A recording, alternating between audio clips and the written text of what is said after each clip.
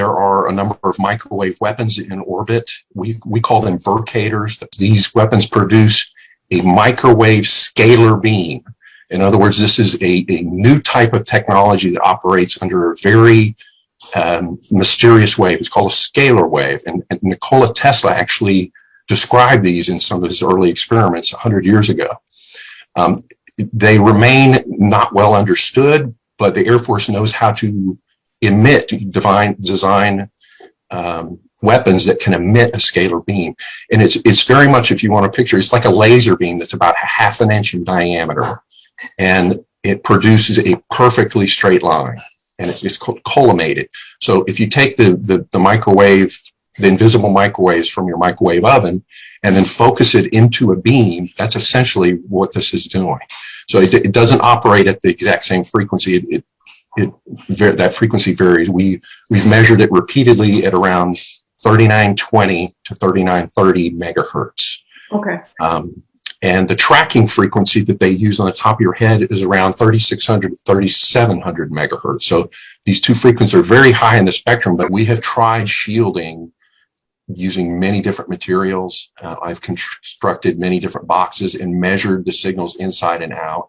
Unfortunately, the scalar beam is very unique because it doesn't operate like a sine wave, like most your radio frequencies, TV frequencies. Microwaves generally are a sine wave. Yeah. A scalar wave vibrates in the direction of motion, and that direction of motion is like a very thin silk wire. If you can imagine one that is so fine and so small, it can literally penetrate an atom and never touch anything in the atom. Tesla once said that the scalar waves he was experimenting with could go through the entire Earth and never touch anything. Wow. That's how you cannot imagine. Awesome. Wow. How fine a simple scalar wave can be. And so it can easily penetrate any type of shielding you put up. The problem that makes it so painful initially when you're targeted, the first few months are what they call the break-in period. And it's designed to soften up the target. Now, this is words that if you go to our gang stalking tab on our website, we actually have the training manual that is used to teach agents and operatives how to gang stalk and harass somebody. And one of the mentions in that training manual is how the first few months they like to terrify, traumatize to the maximum extent possible to neutralize this person and get them to lay down and shut up. And on many people, it's very effective. The microwave beams can be extremely painful. I'm talking about on the ground in a fetal position, screaming in pain. And there's no way to hide from the scalar beam. What it does is it drags like a boat wake. It drags our ionized particles through the atmosphere, and that's what actually causes the pain. The scalar wave goes right through your body, but the particles that it drags along with it, charged particles in the atmosphere, impact your head and will penetrate to certain depths and are extremely painful. So I've got a diagram on the website under the section called scalar weapons. But this is what causes so much pain. And if I encourage folks to look at the tab called microwave burns. We've got dozens of pictures of people that are burned all over their body. And the pictures are disturbing, I caution you, but these come from satellites and cell towers most of the time. The targeting is extremely precise. They can hit the same location.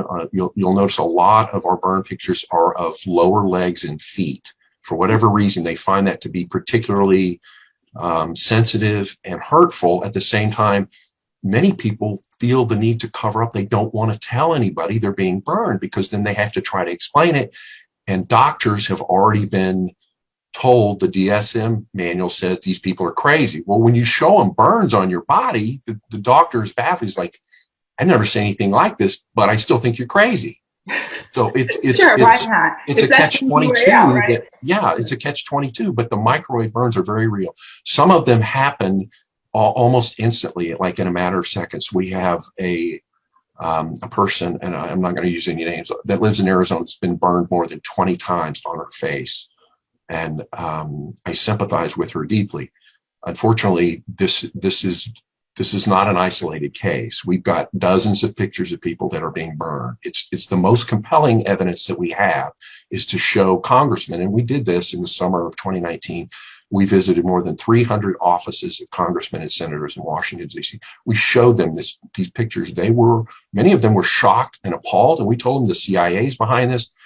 The reaction you get from congressmen is just one of, I'm not going to get involved in that. I know better than to mess with the CIA. They're scared. They don't want to help you. The National Academies of Science, very prominent organization. And their scientists have said these people were attacked with microwave weapons, and the microwave weapons are real. So that's huge for us. So just to try to get to a medical doctor and explain you've got burns on your body and it came from a microwave weapon, the doctor's never heard of this. So, of course, their first conclusion is going to send them to a psychiatrist. Right. For example, in your microwave oven, that's non-ionizing radiation. Okay. But I guarantee you, if you put your hand in front of a microwave emitter at 2450 megahertz, it will definitely burn you, just like it'll burn water or cook food. Baked potato, sure, yeah. That's right. So, but it will definitely burn your skin if you put in front of that specific frequency, which is non-ionizing radiation. So ionizing radiation would be like that emitted by X-rays and gamma rays. We've had a number of examples of targeted individuals saying that their burns occurred very rapidly, like within a matter of seconds. Calcium supplements will help with the memory loss and the difficulty concentrating. Water, we found that water is an effective shield against the microwaves. Water absorbs microwaves. So it's not 100% shielding. It's probably something like 50%. Water pillows or Ziploc bags filled with water can help. Tesla, as early as the 1920s, created globes or bullets of plasma with crossed scalar beams sucking the energy out of the airspace in a cold explosion, causing it to freeze, or sending extreme heat into it to burn as a very powerful laser beam. These powerful beams can also travel right through the Earth and create an earthquake at the antipodes of the Earth, and Tesla also experimented doing this. Multiple scalar wave modes and frequencies can also be blended together into one beam as well. Tesla globes can be manipulated to be small or large in manifold kinds of energy frequencies and directed to a target by two or more faraway scalar transmitters. Many intense frequency small globes can be directed towards multiple incoming targets, like cannonballs causing major explosions. Alternatively, a larger, less intense globe sent can cause the electrics to dud in a plane, helicopter or missile, causing it to malfunction and crash land. This technology has been used many times to crash planes or helicopters by using a portable scalar bazooka carried by a hidden terrorist or soldier. The Vietnamese and Soviets used this technology in the Vietnam War against American aircraft. Many planes crashes with inexplicable causes can be traced to this. Nothing in the air is safe with scalar weapons or anything on the ground, because any building can be penetrated and the inside contents destroyed from either narrow or wide crossed beams. There is nowhere to hide. Scalar beams can be sent by aircraft or satellite, or even from the government UFOs of Russia, Britain, Australia and America.